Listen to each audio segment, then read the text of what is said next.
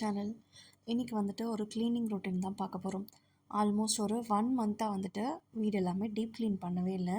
கொஞ்சம் வேறு என்ன காரணமாக இருக்க போது, வழக்கம் போல் ஹெல்த் இஷ்யூஸ் தான் ரீசன். ஸோ இன்றைக்கி தான் வந்துட்டு ஃபுல்லாகவே நீட் பண்ண போகிறேன்.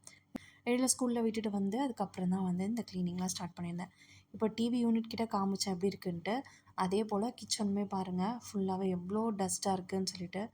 இதெல்லாம் வந்துட்டு வீக்லி ஒன்ஸ் தொடச்சாலே லேசாக படிஞ்சிரும். ஒரு 2-3 வீக்ஸ் மேலேயே ஆயிடுச்சு. ஸோ இந்த அளவுக்கு இருக்குது. நான் தான் இந்த ஒர்க் எல்லாமே பண்ணணும். வீட்டில் வேறு யார்கிட்ட சொல்லி செஞ்சாலுமே அந்த அளவுக்கு சாட்டிஸ்ஃபைடாகவும் இருக்காது. பட் அவங்களும் வந்துட்டு இதெல்லாம் பண்ணுற அளவுக்கு கிடையாது. அதனால் நான் தான் பண்ணணும். பாத்திரமுமே வந்துட்டு தேய்க்காமல் இருக்குது. ஸோ இந்த ஒர்க் எல்லாமே ஒன் பை ஒன்னாக இப்போ ஸ்டார்ட் பண்ணலாம்.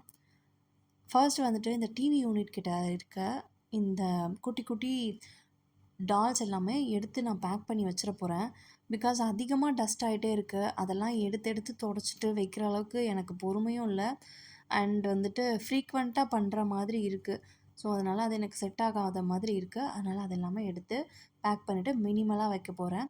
மீன்வைல் வந்துட்டு மாப் பண்ணுறதுக்கு இதுவே வந்துட்டு ஸ்பின் பண்ணிக்கும் இல்லையா, அந்த மாதிரி மாப் ஆகணும்னு ரொம்ப நாளாகவே விஷ் லிஸ்ட்டில் இருந்துச்சு. அண்ட் இப்போது வந்துட்டு ரீசெண்டாக அவர்கிட்ட கேட்டிருந்தேன். ஓகே, ஆர்டர் பண்ணிக்க சொல்லியிருந்தாங்களா, அதனால் அன்னைக்கு டேயில் வந்துட்டு ஆர்டரும் பண்ணிட்டேன். ரொம்பவே வந்துட்டு காம்பேக்டாக இருந்தது. அண்ட் எனக்குமே வந்துட்டு மாப் பண்ணுறதுக்கு ஈஸியாக இருந்தது. நம்ம பக்கெட்டில் வச்சுட்டு நார்மல் மாப் வச்சு புழிஞ்சிட்டு துடைக்கிறதுக்கு கஷ்டமாக இருக்கும் இல்லையா, பட் இது வந்து அப்படி கிடையாது. ஈஸியாகவே இருக்கும். அதுவே ஸ்பின் பண்ணி கொடுத்துரும் நம்மளுக்கு. மாப்பை ட்ரை பண்ணி நம்ம ஈஸியாக வந்துட்டு துடைச்சிக்கலாம். நான் உங்களுக்கு எப்படிங்கிறது காட்டிடுறேன். ஸோ இதிலே வந்துட்டு நம்மளுக்கு 2 மாப் பண்ணுறதுக்கு அந்த மாப் வந்து 2 கொடுத்துருப்பாங்க. அண்ட் அந்த பக்கெட்லேயே வந்துட்டு ஒரு சைடு வந்துட்டு நம்ம மாப் பண்ணுறதுக்கு தண்ணி வந்துட்டு நனச்சிக்கிறதுக்கும், இன்னொன்று அந்த ஒயிட் கலர் பேஸ்கெட் மாதிரி இருக்கு இல்லையா, அதில் வந்து நம்ம மாப்பை வந்து ட்ரை பண்ணிக்கலாம். அண்டு ஹேண்டிலோடு அவங்களே கொடுத்துருப்பாங்க. ஒரு வாரண்டி கார்டுமே வந்துட்டு இருக்கும் நம்மளுக்கு. வீல் பார்த்திங்க அப்படின்னா குட்டியாக 2 வீல் கொடுத்துருப்பாங்க. நம்ம மூவ் பண்ணும்போது ஈஸியாக வந்துட்டு அது இருக்கும். அண்டு நம்மளுக்கு பக்கெட் மாதிரியும் அதை கேரி பண்ணிக்கிறதுக்கு ஒரு ஹேண்டிலுமே கொடுத்துருப்பாங்க. அந்த மாப்போட மெட்டீரியல் வந்துட்டு நம்மளுக்கு மைக்ரோ ஃபைபர் மாதிரி தான் இருக்கும். அந்த துணி வரும் இல்லையா, துடைக்கிறதுக்கெலாம் யூஸ் பண்ணுவோம்ல, டஸ்ட் பண்ணுறதுக்கெலாம், அந்த மாதிரி தான் இருக்கும். அண்ட் இதை வந்துட்டு இதுக்கான அந்த ஹெட்டில் வந்து நம்ம ஃபிக்ஸ் பண்ணிக்கணும். ப்ராப்பராக வந்து சைடில் எல்லாமே வந்துட்டு ப்ரெஸ் பண்ணி விட்டோம் அப்படின்னா அது போய் உள்ளே லாக் ஆகிடும். அண்ட் இது வந்து துடைக்கும் போது ஸ்கிப் ஆகாமல் இருக்கிறதுக்கு இந்த லாக்குமே இருக்குது அந்த ஹெட்டில். அண்ட் அந்த ஹெட்லேருந்து நமக்கு ஹேண்டிலுக்கு 2 பார்ட்டாக வந்துட்டு இந்த கம்பி கொடுத்துருப்பாங்க. அதுலேயே ஏ அண்ட் பி அப்படின்னு சொல்லிட்டு மென்ஷன் பண்ணியிருப்பாங்க. நம்ம வந்துட்டு அதை கனெக்ட் பண்ணிக்கலாம் சென்டரில். ஜஸ்ட் வந்துட்டு டைட் பண்ணுற மாதிரி தான் இருக்கும். அதை நம்ம லாக் பண்ணிட்ட பிறகு அது ஸ்பின் ஆகுறதுக்கும் வந்துட்டு மாப் பண்ணுறதுக்கு அப்படின்னு சொல்லிட்டு 2 ஆப்ஷன் இருக்கும். லாக்கில் இருந்துச்சு அப்படின்னா நம்ம மாப் பண்ணிக்கலாம். அந்த லாக் ரிமூவ் பண்ணோன்னா இந்த மாதிரி நம்ம வந்துட்டு ஸ்பின் பண்ணிக்கலாம். நாட் ஓன்லி வந்துட்டு ட்ரை பண்ணுறதுக்கு மட்டும், மாப் பண்ணுறதுக்கு நம்ம தண்ணியில் நனைப்போம் இல்லையா, ஸோ அதுக்கு வந்து பக்கெட்லேயுமே அந்த மாதிரி இருக்கும். ரொட்டேட் பண்ணும்போது நம்மளுக்கு ஈஸியாக வந்துட்டு நம்ம மாப் அலசிட்டு எடுத்து இந்த ஸ்பின்னரில் வச்சோம் அப்படின்னா மாப் வந்துட்டு புழிஞ்சு கொடுத்துரும். நம்ம ஈஸியாக வந்து தொடச்சிக்கலாம். வீடியோ பாருங்கள். நான் உங்களுக்கு மாப் பண்ணுறதுமே வந்துட்டு தண்ணி வச்சுமே உங்களுக்கு க்ளீன் பண்ணுறது எப்படின்னு காட்டியிருக்கேன். இதோட ப்ராடக்ட் டீட்டெயில்ஸ் எல்லாமே நான் உங்களுக்கு டிஸ்கிரிப்ஷனில் கொடுத்துட்றேன். நான் வந்துட்டு ஜெப்டோவில் தான் வாங்கியிருந்தேன். இதோடைய லிங்க் ஃப்ளிப்கார்ட்டோடது ஆர் அந்த மாதிரி ஏதாவது சம்திங் நான் உங்களுக்கு டிஸ்கிரிப்ஷனில் கொடுத்துட்றேன். ரேட் எல்லாமே வந்துட்டு நான் உங்களுக்கு அதிலே மென்ஷன் பண்ணிடுறேன். இப்போது க்ளீனிங் ஒர்க் ஸ்டார்ட் பண்ணலாம். ஃபர்ஸ்ட் டிவி யூனிட் கிட்ட இருந்த எல்லா திங்ஸுமே எடுத்துகிட்டு ஃபுல்லாக டஸ்ட் பண்ணிட போகிறேன். அதெல்லாம் எடுத்து க்ளீன் பண்ணாலுமே எழிலோட சில பொம்மைங்க அங்கே தான் வைக்கணும்னு அவன் அடம் பிடிப்பான், டிவி யூனிட் கிட்ட தான். ஸோ அதெல்லாம் மட்டும் நான் அங்கேயே வச்சுட்டு போகிறேன். எழிலோட ஃப்ரெண்ட் அவர் வந்து எழில் இருக்கானான்னு சொல்லிட்டு கன்ஃபார்ம் பண்ணிவிட்டு போகிறாரு. அவன் இருந்தான் அப்படின்னா வந்து விளையாடுவாங்க சம்டைம்ஸ் பசங்க. அண்ட் க்ளீனிங் ஒர்க் அப்படின்னாலே என்னுடைய மோட் எப்படி இருக்குன்னா, ஒன்று ஃபுல்லாக இறங்கி டீப் க்ளீன் பண்ணிடணும், இல்லை அப்பப்போ க்ளீன் பண்ணி வச்சிடணும். அப்படி இல்லை அப்படின்னா, மனசு சரியில்லை இல்லை உடம்பு சரியில்லை அப்படின்னா வீடு க்ளீன் பண்ணுறதுக்கே வந்து தோணாது. அப்படியே போட்டது போட்டபடியே இருக்கும். பொறுமையாக தான் எல்லா ஒர்க்குமே பண்ணுவேன். ஸோ அப்படி தான் இந்த 1 மந்த்துமே வந்துட்டு ரெஸ்ட் எடுக்கணும்னு சொல்லி எந்த ஒர்க்குமே பண்ணாமல் அப்படியே ஹோல்ட் ஆகிடுச்சு. இப்போ தான் வந்துட்டு எல்லாமே ப்ராப்பராக நீட் பண்ணிகிட்ருக்கேன். இதுக்கப்புறம் வந்துட்டு அப்படியே வீக்லி ஒன்ஸ் அந்த மாதிரி வந்து க்ளீன் பண்ணி வச்சுப்பேன். இப்போது நான் அதை க்ளீன் பண்ணிவிட்டு அங்கே வைக்கிறேன் இல்லையா, அதில் அந்த ஃபோட்டோ எழிலோட தான் அங்கே வச்சுருந்தேன். பட் செகண்ட் டேவே நான் அதை சேஞ்ச் பண்ணிட்டேன். எவ்வளோ காற்றடிக்குதுன்னு பார்த்தீங்களா? உங்களுக்கு வீடியோலேயே தெரியும். செம்ம காற்றடிச்சிட்டே இருக்கும் இங்கே. அதில் ஒரு நாள் காற்று பலமாக அடித்து அந்த ஃப்ரேம் வந்து கீழே விழுந்துருச்சு. எழில் வந்து கரெக்டாக அதுக்கு கீழே தான் உட்காந்து விளையாடிட்டு இருந்தான். ஸோ அதோட அந்த ஃப்ரேம் அங்கேருந்து எடுத்து ஏற கட்டியாச்சு. அதுக்கப்புறம் நான் அங்கே எதுவுமே வந்து ஹெவியாக இருக்க மாதிரி வைக்கவே கூடாதுன்னு சொல்லி டிசைட் பண்ணிட்டேன். அந்தளவுக்கு வந்து காற்றடிச்சு கீழே விழுது எல்லாமே. ஸோ அவ்வளோதான், ஃபைனலாக க்ளீன் பண்ணிவிட்டு ஃபஸ்ட் ரேக்கில் நிறைய பிள்ளையார் வச்சுருந்தேன் இல்லையா, அதெல்லாம் எடுத்துகிட்டு ஒரே ஒரு பிள்ளையார் மட்டும் தான் வச்சுருக்கேன். இந்த சைடு 2 ஃபோட்டோ ஃப்ரேம் அப்புறம் எழிலோட கப்பு. கீழே இருந்த சாஃப்ட் ஐஸை 2 பக்கமும் ஸ்ப்ளிட் பண்ணி இந்த சைடு அந்த சைடு வச்சுட்டேன். கீழே பார்த்தீங்க அப்படின்னா வெறும் நம்மளோட ஸ்பீக்கர்ஸ், அப்புறம் எழில் சொன்னேன் இல்லையா, அவன் வைக்கணும்னு சொல்கிற டாய்ஸ் அங்கே தான் இருக்கணும். அதனால் இந்த கிச்சன் செட்டோட பாதி மட்டும் அவங்க மேலே வச்சு தர சொல்லி கேட்டுகிட்டே இருந்தான். ஸோ அதையுமே வந்துட்டு ப்ராப்பராக நீட்டாக அடுக்கி கொடுத்துட்டேன். கீழே வந்துட்டு அவனுடைய அதோட பேலன்ஸ் இருக்குல்லையா, அதை அங்கே வைக்கணுமா. அவனுக்கு அது எப்படி ஃபீல் ஆகுதுன்னா, நம்ம சமைக்கும்போது கீழே குனிஞ்சு எதாவது எடுத்து சமைக்கிறோம் இல்லையா, அந்த மாதிரி அவனுக்கு வந்துட்டு கவுண்டர் டாப் கீழே குனிஞ்சு எடுக்கிற மாதிரி வேணும்னு கேட்டுட்டு இருந்தான். ஸோ அந்த மாதிரி வந்து செட் பண்ணி கொடுத்துருந்தேன். இப்போ அப்படியே வந்து கிச்சன் மூவ் பண்ணிக்கலாம். ஹாலில் அந்த ஒரு இடம் தான் வந்துட்டு எனக்கு மெயின். ஸோ அதை க்ளீன் பண்ணிட்டு விண்டோ சைடுமே வந்து க்ளீன் பண்ணி முடிச்சிட்டேன். அண்டு அடுத்த வேலை பார்த்தீங்க அப்படின்னா, ஃபஸ்ட்டு கிச்சனில் இருக்க இந்த ஷெல்ஃப் ஃபுல்லாகவே க்ளீன் பண்ணிடலான்னு சொல்லிட்டு அங்கே இருந்த எல்லா திங்ஸுமே எடுத்து கவுண்டர் டாப் மேலே வச்சு ஃபஸ்ட் டஸ்ட் பண்ணிட போகிறேன். அதுக்கப்புறம் தான் வந்துட்டு நீட்டாக அரேஞ்ச் பண்ணணும். அது மேலே லைனர்ஸ் போட்டிருக்கேன் இல்லையா, அது எல்லாமே எடுத்து கம்ப்ளீட்டாக தொடச்சிட்டு அகெயின் போட்டு தான் வந்துட்டு மற்ற எல்லாமே வந்து அடுக்கியிருந்தேன். ரொம்ப அப்படியே ப்ராப்பராக ஏஸ்தெட்டிக்காக பார்க்கவே அப்படியே கண்குள்ளா காட்சியாக இருக்க மாதிரி அப்படிலாம் வந்துட்டு நான் அடுக்கி வைக்கல.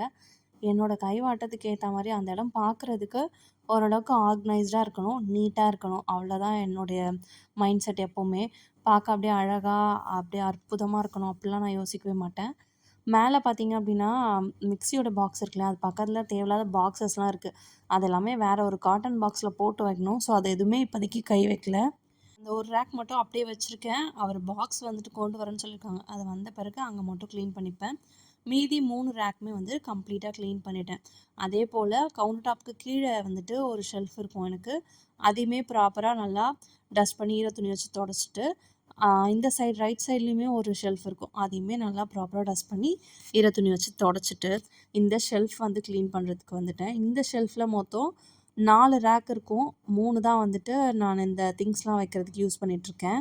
எவ்வளோ டஸ்ட் இருக்குது பார்த்தீங்களா? இதை வந்து டஸ்ட் பண்ணால் எனக்கு தான் கொஞ்சம் கஷ்டமாக இருக்கும்னு சொல்லிட்டு ஃபுல்லாகவே ஈர துணி வச்சுட்டு ஒரு 3லேருந்து 4 தடவை நல்லா தொடச்சி க்ளீன் பண்ணி எடுத்து வச்சுட்டேன்.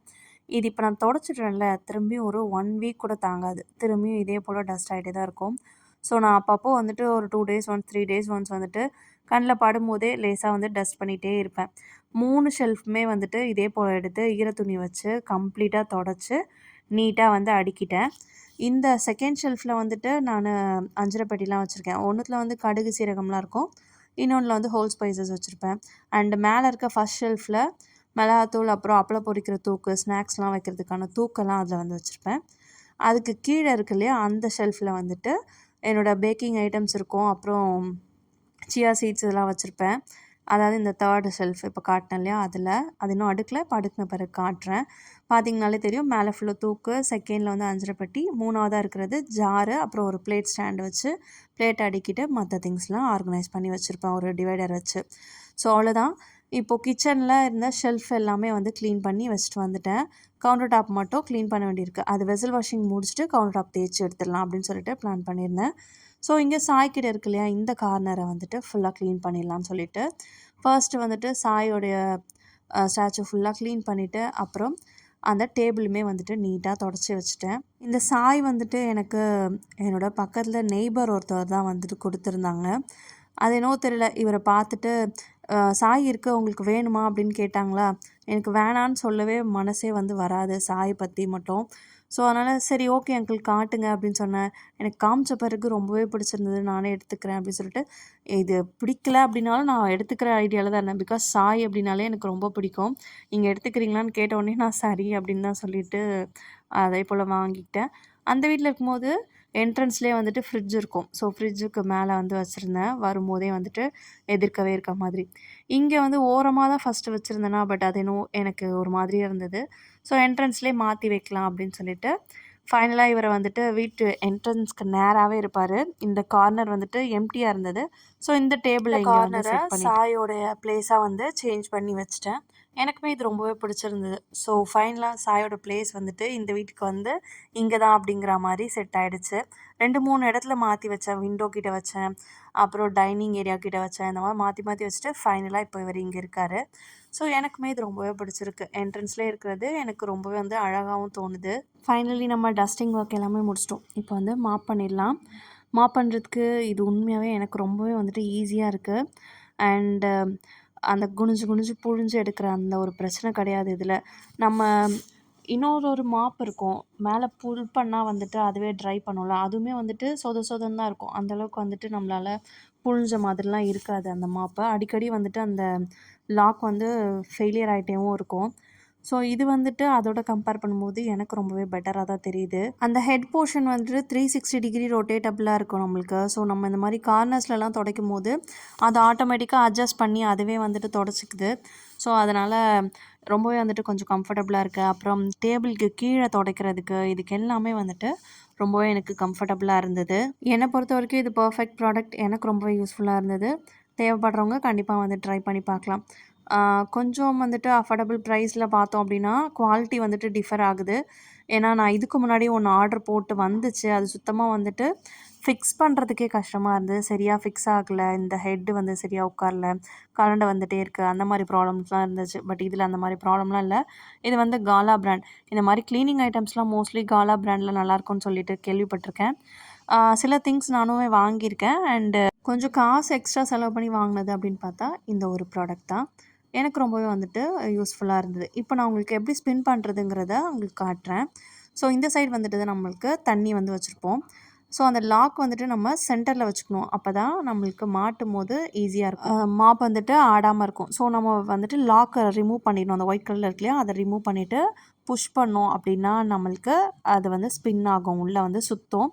ரொட்டேட் ஆகும்போது அலசி எடுத்துக்கலாம். நம்ம ஈரமாக தண்ணியில் வந்து வச்சு அலசிக்கிட்டு அப்படியே நம்ம அதை வெளியில் எடுத்துட்டு இந்த சைடில் வந்துட்டு ஒரு இது கொடுத்துருக்காங்க இல்லையா, ஒரு ஒயிட் கலர் பேஸ்கெட். அதில் வந்துட்டு சென்டரில் இதே மாதிரி ஒரு கிளிப் இருக்கும். ஸோ நம்ம அங்கே வச்சோம் அப்படின்னா நல்லாவே வந்துட்டு அதே போல் ப்ரெஷர் கொடுக்கும்போது நம்மளுக்கு ட்ரை ஆகி வந்துடும், ஸ்பின் ஆகி வந்துடும். ஸோ பார்த்திங்கன்னா புழிஞ்சால் தண்ணி எதுவுமே சொட்டாது. எந்த அளவுக்கு வேணுமோ அந்தளவுக்கு நீங்கள் ஸ்பின் பண்ணிக்கிட்டு ஈஸியாக வந்து தொடச்சிக்கலாம். அவ்வளோதான். ஸோ நான் நீட்டாக வந்துட்டு வீடு ஃபுல்லாக மாப் பண்ணி விட்டுட்டேன். வெளியே வராண்டாவுமே வந்துட்டு நீட்டாக மாப் பண்ணி விட்டுட்டேன். ஃபைனலாக வீடு இப்படி தான் க்ளீனாக இருக்குது. கிச்சனில் மட்டும் இன்னும் வெசல் வாஷிங் பெண்டிங் இருக்குது. அப்புறம் கவுண்டர் டாப் க்ளீன் பண்ண வேண்டியிருக்கு. ஸோ அதை வந்துட்டு நான் 7 ஸ்கூல்லேருந்துலாம் கூட்டிகிட்டு வந்துட்டு அதுக்கப்புறமா தான் பண்ணலான்னு பிளான் பண்ணியிருந்தேன். பட் அன்றைக்கி அப்படியே ஹோல் டே ஓடிடுச்சு. எனக்கு 7 கூட்டிகிட்டு வந்த பிறகு வேறு ஏதோ ஒரு ஒர்க் இருந்தது. ஸோ அப்படியே டிலே ஆகிடுச்சு. நான் நைட்டு தான் வந்துட்டு அந்த ஒர்க் கம்ப்ளீட் பண்ணியிருந்தேன். அதுவுமே வீடியோட எண்டில் உங்களுக்கு நான் ஆட் பண்ணியிருக்கேன். ஸோ பார்த்திங்கன்னா தெரியும் உங்களுக்கு, ஹாலில் சோஃபா ஏரியா ஃபுல்லாக நீட் பண்ணியாச்சு. அண்ட் டிவி யூனிட்டும் பக்காவாக க்ளீன் பண்ணியாச்சு. சாய்க்கிட்ட க்ளீன் பண்ணிவிட்டு அதுவுமே ப்ராப்பராக வச்சுட்டேன். அதே போல் டைனிங் ஏரியாவும் நீட் பண்ணி நம்ம நீட்டாக வச்சுட்டோம். கிச்சனும் பார்த்திங்க அப்படின்னா இந்த ஷெல்ஃப்ஸ் எல்லாமே க்ளீன் பண்ணியாச்சு. அண்ட் கவுண்டர் டாப் கீழே இருக்க ஷெல்ஃப்ஸ் எல்லாமே க்ளீன் பண்ணிட்டோம். கவுண்டர் டாப்பும் வெசல் வாஷிங்கை மட்டும் பெண்டிங் வச்சுருந்தேன். அந்த ஒர்க் மட்டும் நான் நைட்டு தான் வந்து பண்ணியிருந்தேன். மற்றபடி நீட்டாக மாப் பண்ணி க்ளீனாக பண்ணியாச்சு. இந்த மாப் எல்லாமே வந்துட்டு ட்ரை பண்ணி வச்சுருந்தேன். வெளியே வந்து காய வச்சுட்டு எடுத்து வந்துட்டு அதுக்குள்ளேயே அதோடைய ஸ்பேர் பார்ட்ஸ் எல்லாமே அதுக்குள்ளேயே போட்டுட்டு நீட்டாக நம்ம எடுத்து வச்சுக்கிறதுக்குமே வந்து ஈஸியாக இருக்குது.